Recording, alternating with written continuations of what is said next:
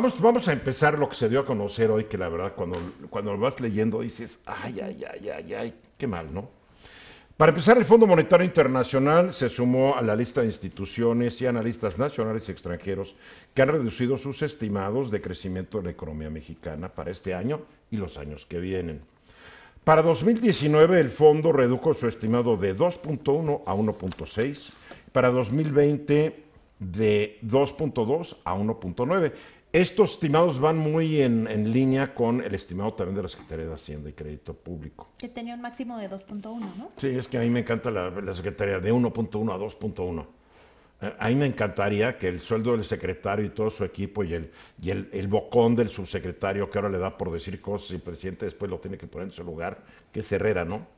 Sí, pero no me parece que sea un bocón, pero luego hablamos de ese tema. Sí, pero bueno, es que no digas cosas que no te han autorizado. Ya, Digo, a mí me lo enseñó desde chiquito, ¿no? Digo, mantén un secreto, ¿no? Bueno, en fin. El hecho es de que cuando Hacienda dice del 1.1 al 2.1, sería muy interesante ver, a ver, el sueldo del secretario y todo ese equipo va a ser íntegro si llega al 2.1. Cada décima de puntito que va hacia abajo se le va reduciendo en un porcentaje. Si llegan al 1.1, pues ya no cobren. Sería interesante, ¿no?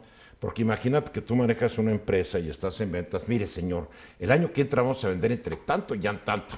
No, generalmente tienes que dar un monto y dale. Pues sí, pero es algo que hace algunos años se implantó Eduardo como Sí. para darse un margen de error, porque de todas como, maneras... como cuando- siempre se equivocaban, Exacto. como siempre se equivocaban, creo que esto lo inventaron el sexenio de Calderón, ¿no? No, según yo, apenas el pasado, donde se empezaba a dar un rango. El de sí. Peña Nieto.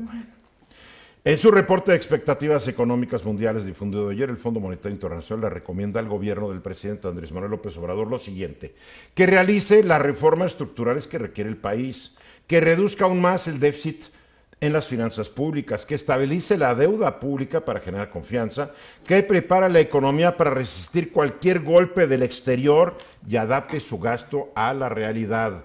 Mientras se da a conocer este reporte, el presidente López Obrador en su conferencia de prensa esta mañana decía que ahora lo que viene es medicinas para todos. La pregunta es, ¿cómo se va a pagar, no?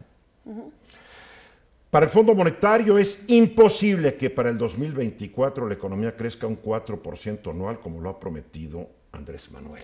Yo me acuerdo cuando Fox llegó a la presidencia en el año 2000, también prometía que íbamos a crecer el 7% y creo que el total promedio en su sexenio fue del 2 punto y pico. Pero aparte todos estos datos se dieron en Washington, en frente de todos los países miembros del Fondo Monetario Internacional, diciendo que mucha de la inversión extranjera directa hacia México se está viendo pues un poco reprimida por el hecho de que no tienen certidumbre de dónde va el país y eso yo creo que va a generar muchos problemas para la economía mexicana. No tienen garantías, No, o sea, no. porque es muy grave cuando el presidente dice y vamos a respetar los contratos. Pues no tienes que decir con contrato se va a respetar, el contrato es un contrato y se respeta y punto, y el presidente de un país, de cualquier país, Y ya van no tiene varios. que salir a decir voy a respetarlos. Porque la calificadora Standard & Poor's también redujo la economía mexicana de estable a negativo. Entonces ya van varios reportes internacionales que han visto que la economía se va a ver afectada. Todos la han reducido. Efectivamente. Y lo tienes que ver en un contexto global. O sea, Sí, claro. se redujo la expectativa de crecimiento mexicano al 1.6, pero también la economía de Estados Unidos está desacelerando. Y el mundo creo que la bajaron también. al 3.3, ¿no? Que antes estaba sobre el 3.8, algo así. O sea, el mundo se está, como dicen los economistas, se está ralentizando. Y al final, cuando no respetan los contratos como del aeropuerto de Texcoco, creo que sí se necesita entonces esta certidumbre de cuáles ibas a respetar y A cuáles fin no. de cuentas se respetó porque dentro del contrato decía si no se hace me pagas tanto. Y les pagaron, claro que se respetó, claro que nos costó un día hablar. Bueno, otra mala noticia que se difundió hoy fue por cortesía del Instituto para la Economía y la Paz, que dio a conocer su índice de paz México 2019, en donde señala, y esto es muy interesante, que el costo económico de la violencia aumentó 10% el año pasado para llegar a los 5.16 billones de pesos, que representaron el 24% del Producto Interno Bruto de México en 2018. Para tener una idea clara de lo que es este monto de 5.16 billones, recordemos que el presupuesto de egresos de la Federación el año pasado fue de 5.24 billones. Ahora, ¿qué es este costo? Según lo define. Son los costos directos e indirectos de la violencia.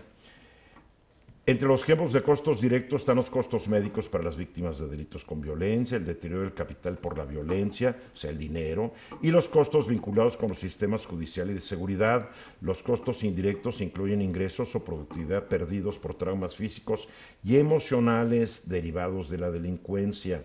Este estudio incluye también una medida del impacto del miedo en la economía, ya que las personas que temen ser víctimas de delitos con violencia muestran alteraciones de conducta.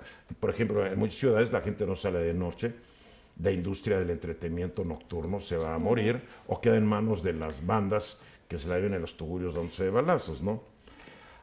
Este multiplicador, bueno, usan un multiplicador que se refiere a la actividad económica adicional que habría ocurrido si los delitos no se hubieran cometido, si el gasto gubernamental en las fuerzas policiales y en los sistemas de seguridad y justicia se hubieran destinado a usos más productivos.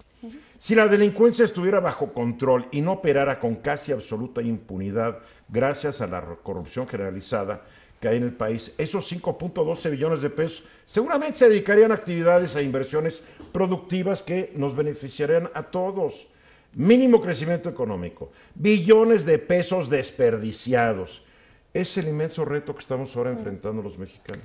Yo creo que mucho tiene que ver también con el acuerdo, lo que están tratando de atender con el acuerdo que se hizo con el alto comisionado de los derechos humanos de la ONU hoy, donde vino Michelle Bachelet a firmar un acuerdo con Durazo y con Andrés Manuel López Obrador para efectivamente controlar también la violación de derechos humanos y la impunidad en cuestiones de la Guardia Nacional que se va a crear. Y yo creo que eso, yo no lo veo como la solución para pacificar el país, pero bueno, sí están mínimamente conscientes de que hay una violación tremenda de impunidad y corrupción dentro de todos los temas de violencia. Es que la solución va a ser a muy largo plazo. Completamente. Olvidemos de soluciones rápidas, porque el problema de la delincuencia, pues estamos hablando que empezó grave en 2006, pero ya venía desde antes. Pero los últimos 12 años ya han sido de crisis. Para reducir esta violencia también nos vamos a tardar un rato. Y el señor Durazo, Alfonso Durazo, el secretario de Seguridad Pública, creo que sigue llamando así la secretaria, ¿no? Sí. O Seguridad Ciudadana, voy a cambiar el nombre. Dice que por lo menos van a tardar 3 años para que empecemos a ver algunos resultados gracias a la Guardia Nacional. Pero lo que yo he leído del tema es que, Chiapas es un estado con una gran pobreza. Pero de acuerdo a este estudio de paz que sale, es uno de los 4 estados más seguros del país. Porque por un lado nos dicen que la pobreza manda a la gente a la delincuencia. Bueno, si eso fuera cierto, ¿por qué Chiapas es un estado relativamente seguro? Pregunto, ¿no? Yo no lo sé. Pero lo que sí me queda claro es que en países que han combatido exitosamente la delincuencia, se han ido a las causas y a los orígenes de la delincuencia. Los delincuentes salen de ciertas comunidades. Tienes que hacer tu trabajo en esas comunidades. No darse de balazos donde delinquen. Tienes que eliminar el mal desde su origen. Nos vamos a tardar mucho tiempo. A mí, Eduardo, yo conozco bien este índice desde hace años. En México se han hecho la edición mexicana desde ya hace tiempo. La única reserva que tengo con este índice es un poco como la metodología sobre los costos, porque como tú bien lo dices, son costos públicos, pero también privados, lo que ellos llaman como indirectos, que me parece que son muy difíciles de cuantificar. ¿no? Entonces ese monto tan agregado y tan elevado que tienen, o sea, tengo como mis reservas con él, ¿no? ¿Lo quieres bajar?